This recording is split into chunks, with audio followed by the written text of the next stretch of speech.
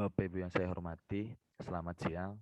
Di sini saya akan menjelaskan hasil karya ilmiah saya dengan judul Analisis Tata Letak Gudang di PT X yang ditulis oleh saya, Rizkia Hotmalubis, beserta Bapak Agus Sutanto dari Logistik Migas PMK Migas. Di sini yang akan kita bahas di dalam presentasi ini mulai dari pendahuluan, metode penelitian, pembahasan, dan akhir kesimpulan. Yang pertama, pendahuluan. Pada era ini, sistem persaingan di dunia usaha semakin berkembang, di mana setiap kegiatan usaha diminta selalu melakukan kegiatan dengan kompetitif. Sebanding dengan jasa pergunaan yang ada di Indonesia. Yang kedua adalah metode penelitian. Metode penelitian yang di dalam gudang ada 4, yaitu randomized storage, fixed storage, share storage, dan yang terakhir ada class-based storage. Dalam metode penelitian yang saya angkat ini, saya menggunakan randomized storage. Kenapa? Metode randomized storage ditentukan oleh slot-slot yang tersedia di gudang dan memperbolehkan lokasi gudang untuk produk tertentu untuk dilakukan pertukaran posisi. Di lapangan, model randomized storage biasanya diasumsikan bahwa setiap slot gudang yang kosong sama seperti dipilih untuk gudang ketika suatu operasi gudang dilakukan. Ketika semua slot dilakukan gudang telah dipenuhi, maka tidak ada perbedaan yang signifikan di dalam jarak perjalanan tertentu. Dengan randomized storage, produk akan ditempatkan pada beberapa slot gudang yang tersedia. Yang ketiga, ada pembahasan. Pembahasan kali ini, gudang MDF milik PT X memiliki luas gudang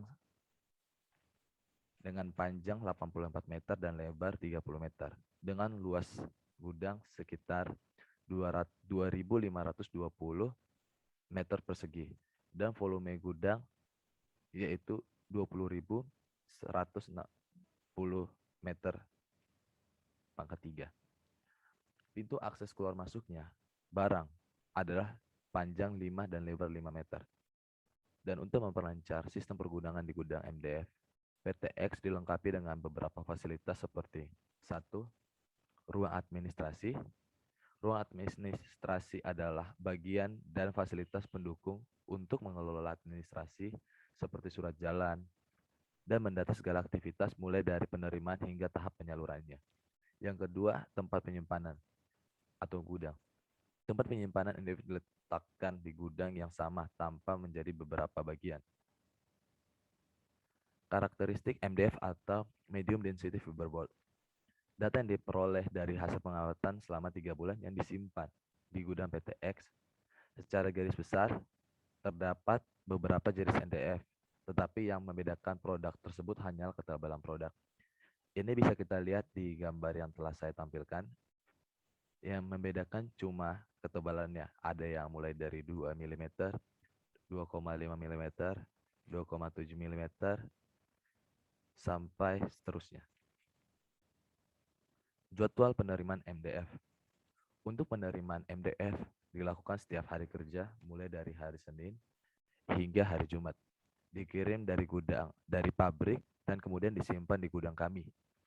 Barang yang dikirim dari gudang berdasarkan DO atau delivery order yang dikirimkan dari PTY sebagai pabrik dengan total 4.153 krat.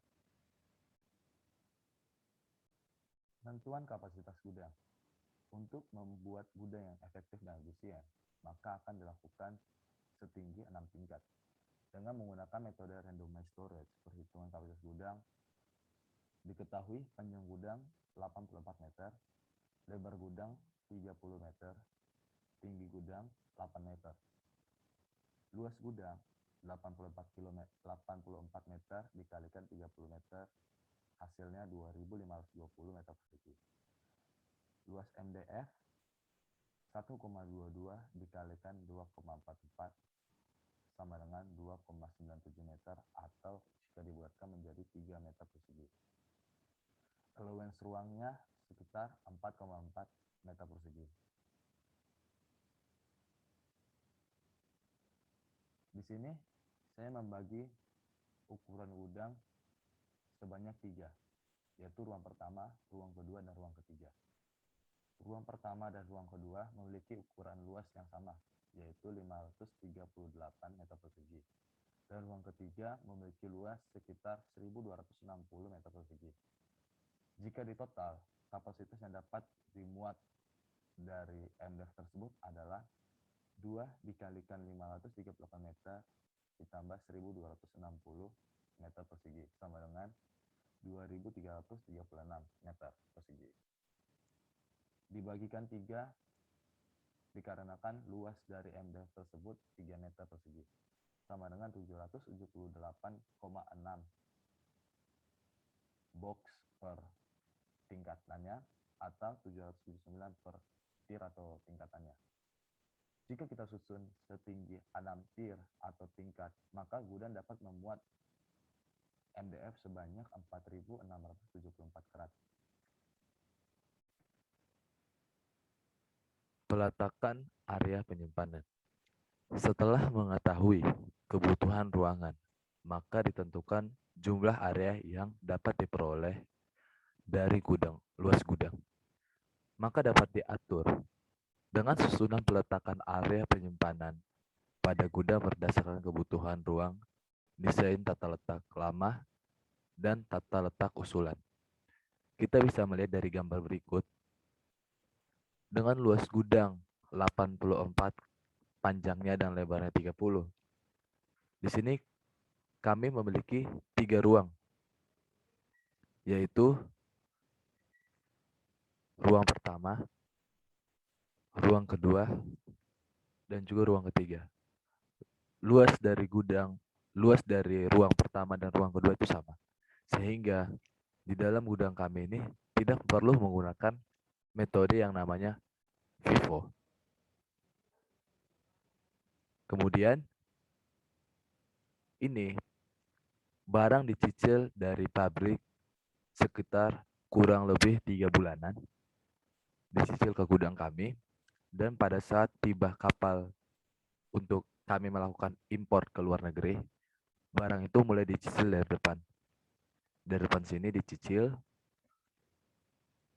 terus setelah dicicil, perapalan itu dilakukan selama 3 hari 3 malam. Kalau cuacanya mendukung.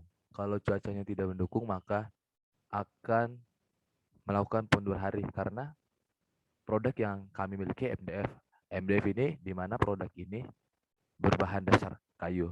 Jadi untuk peletakan areanya yang menurut saya sangat efektif seperti ini.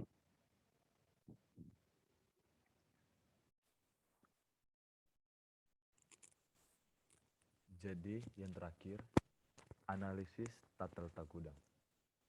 Dalam perencanaan tata letak gudang MDF atau medium density fiberboard, dibutuhkan ukuran luas dari lantai agar sesuai dengan proses penyimpanan dan juga bongkar atau muat barang. Kebutuhan ruangan sangat memperhatikan tunjangan oleh setiap fasilitas berupa tenaga kerja atau karyawan, barang, dan juga alat.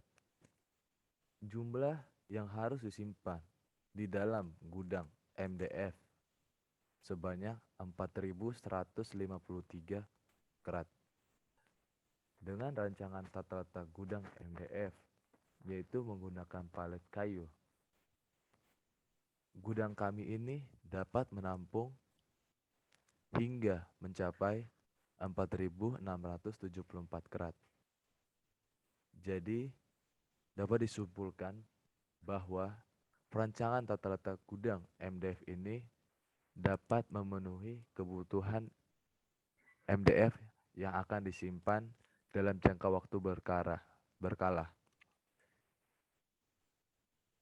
Sehingga tidak akan adanya kos terhadap peminjaman atau penyewaan gudang terhadap barang yang akan disimpan di dalam gudang. Keempat, kesimpulan. Berdasarkan pembahasan dan pengamatan langsung yang terjadi pada saat melakukan praktikum kerja lapangan atau magang, dapat ditarik kesimpulan diantaranya sebagai berikut. 1. Gudang NDF pada PTX belum memiliki perencanaan pada gudang atau proses bongkar barang diletakkan di area yang kosong. Yang kedua, dari perencanaan tata letak usulan dengan menggunakan metode randomized storage didapatkan pada rancangan tata letak usulan di mana area penyimpanan setiap barang sudah sesuai dengan kapasitas yang sudah dihitung sesuai dengan metode randomized storage. Sekian presentasi dari saya. Jika ada memiliki pertanyaan, bisa menghubungi melalui email dan nomor HP saya. Terima kasih dan selamat siang.